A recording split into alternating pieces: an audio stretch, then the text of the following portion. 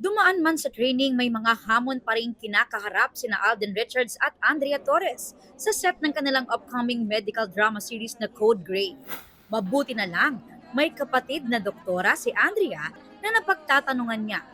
Grabe yung mga medical terms talaga and dapat syempre accurate. So laging merong consultant on set na nagche-check ng kilos namin, ng mga linya namin. So tinatawagan mo yung sister mo. Yes, tinatanong ko talaga sa kanya kung tama yung pag-pronounce ko, kung tama rin yung parang interpretation ko na magiging reaction ng doktor sa gantong sitwasyon.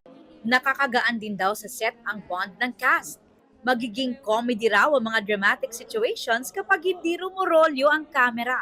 Para kaming barkada on set, to the point na nilalapitan na talaga kami na wag muna kayong magsama-sama.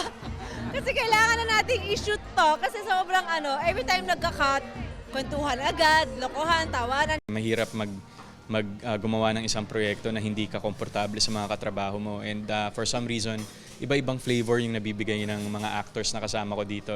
Tulad ni Andrea, very challenging din para kay Alden ang show. Pero na-enjoy nila ito sa mga bago nilang natututunan. Yung mga medical jargons, yung mga practices, syempre kailangan we have to make it seem like talagang alam na alam ko yung ginagawa ko as a doctor and as a surgeon. We're trying to ground the medical aspect and the medical world sa mga manonood natin para at least mabigyan natin sila ng insight at nang sa gayon mas maintindihan din nila kung ano nga ba talaga yung nangyayaring drama at action inside the hospital.